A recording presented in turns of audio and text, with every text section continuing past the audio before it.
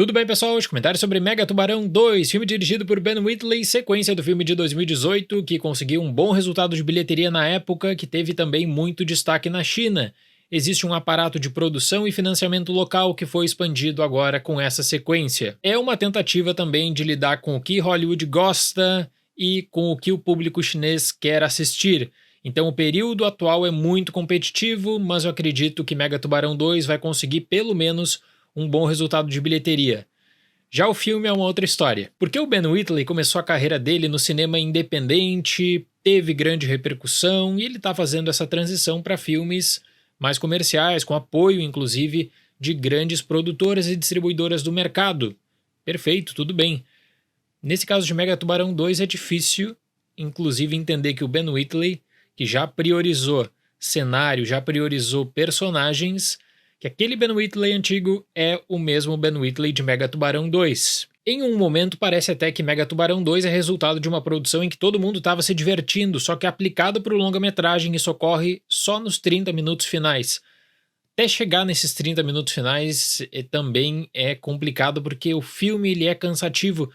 Por vezes ele tenta abraçar a galhofa, só que ele acaba trazendo várias contradições na medida em que quer explicar detalhe por detalhe, não quer também deixar muitas coisas em aberto. Uma das frases do marketing da Warner é de que Mega Tubarão 2 tem picos de adrenalina, e esses picos de adrenalina são nulos praticamente em uma boa fatia desse filme, o que é uma pena. Com isso, chegou a hora de falar aqui no canal algo que eu não cogitava falar tão cedo, que eu acredito que alguém no cinema assistiu um filme da The Asylum, assistiu um mockbuster da The Asylum e tentou usar essa produção como inspiração. Nesse caso, eu estou citando um filme de 2009, Mega Shark vs Giant Octopus, que foi lançado no Brasil em 2009 como Monstros Marinhos.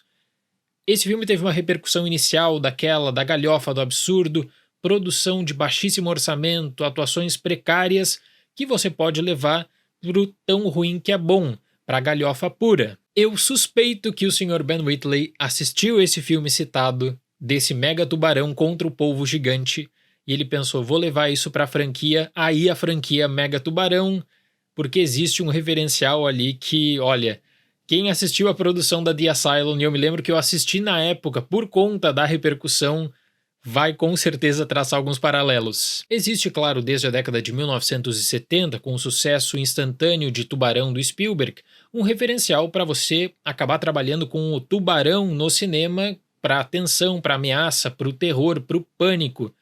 Desde os anos 2000, tem uma outra vertente que busca usar esse referencial e desconstruir esse referencial, especialmente em mockbusters.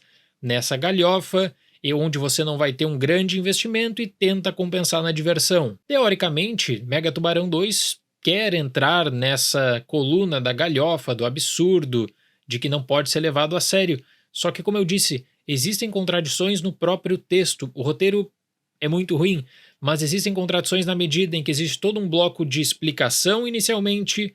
Esse bloco acaba sendo abandonado, aí sim para o pico de adrenalina que o estúdio tanto fala. As tiradas cômicas de Mega Tubarão 2 são horrorosas e essa magia de você classificar o brega, o tão ruim que é bom, ela acaba caindo em desuso na medida em que você tem um filme de grande orçamento, de uma gigante do mercado, em que tem visibilidade internacional que ele busca se esconder de críticas também com esse manto. É aquele manto do filme que não deve ser levado tão a sério. Então eu tenho muito cuidado ao trazer essa visão mais inocente na medida em que o trabalho técnico não é bom.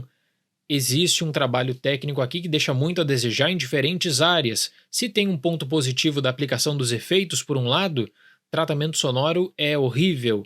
O uso do ADR recorrente, as regravações, elas tiram completamente a ação mesmo de uma cena, porque o que eu já aprendi com uma franquia Mega Tubarão é o seguinte, a aparição do Mega Tubarão é limitada, e tá tudo bem, você tem outras maneiras de buscar pela construção da tensão, do terror. Mega Tubarão 2 tenta dar um passo no geral de estabelecimento de identidade de franquia mais voltado para ação. E aí a figura do Jason Statham consolida esse grande sonho de também trazer uma grande franquia de grandes riscos para ação, só que tem um grande problema. você vai ter que colocar o Mega Tubarão nessa história, e o filme tem dificuldade para lidar com isso, por incrível que pareça. A equipe comandada por Jonas Taylor, interpretado por Statham, parte para uma nova missão nas profundezas do oceano e acaba surpreendida por uma operação de mineração que os ameaça e que gera uma luta pela sobrevivência em meio a predadores colossais. Pensando na repercussão na China, porque é o mercado que eu acho que vai se firmar como mais importante no cenário internacional para Mega Tubarão 2, a decisão é de colocar o Wu Jing, que é uma super estrela, nessa franquia.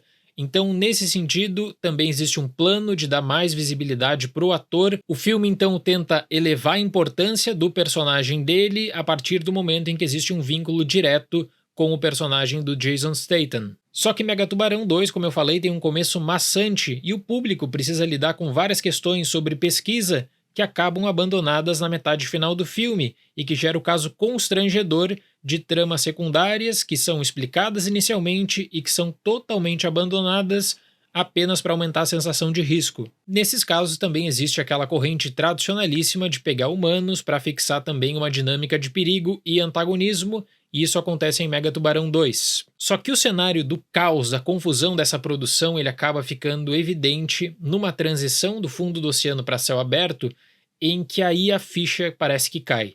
Aí você nota o seguinte: bom, era Mega Tubarão que você queria? Espera mais um pouco, o Mega Tubarão já vai chegar, mas antes, dê uma olhada no que essa franquia também pode oferecer como risco futuro. Espera só mais um pouquinho que você vai ser recompensado no final com aquela grande cena que talvez você esperou desde a promoção do material inicial de marketing, desde o lançamento do trailer, ou mesmo se gostou do filme anterior. E se existisse mesmo a ideia ao longo do filme de brincar com tudo, incluindo clichês do gênero, de quase que orquestrar Mega Tubarão 2 como sátira, eu realmente penso que seria bem melhor. Só que isso não acontece. Existe um meio termo para tentar agradar dois grandes mercados. O filme com isso se perde tentando se justificar se vai ser uma galhofa, se vai ser um filme de ação, se vai ser um filme de terror, até que ponto pode usar violência ou não, sabendo que existe a limitação, por exemplo, da classificação indicativa. Parte técnica, trabalho sonoro de Mega Tubarão 2 é horroroso. Eu fiquei muito impressionado com o desleixo nos diálogos, e aí não falo apenas da escrita, mas eu falo também do tratamento na pós-produção com o uso do ADR, a regravação, que aí a regravação tem partes ali que não estão sincronizadas e parece que isso não faz diferença alguma.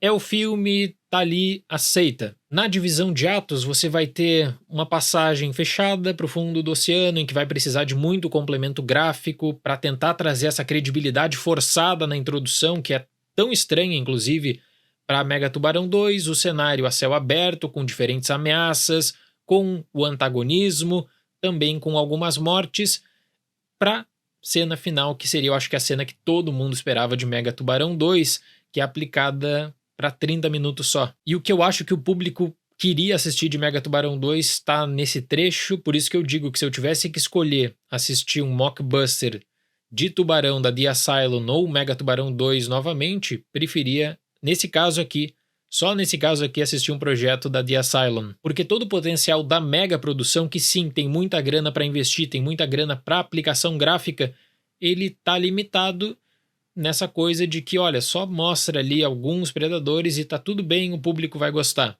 Dito isso, o trabalho do elenco, mesmo com um texto ruim, ele acaba sendo interessante na medida em que Mega Tubarão 2 é um filme muito difícil por precisar da gravação junto de um complemento na pós-produção, que é um desafio enorme também para você gerar um ambiente de perigo. O trabalho do elenco com isso não é ruim, ele é só limitado por uma ideia que nunca consegue se estabelecer, por uma ideia que parece focar muito na carga simbólica da presença do Jason Statham, seja para o que ele representa para a ação e também para a franquia Mega Tubarão. Eu confesso que eu esperava uma galhofa mesmo, uma sátira, não encontrei isso em Mega Tubarão 2, a questão da diversão, eu penso que ela é afetada pela introdução, que ela acaba sendo cansativa, e esse pico de adrenalina tão citado demora pra caramba.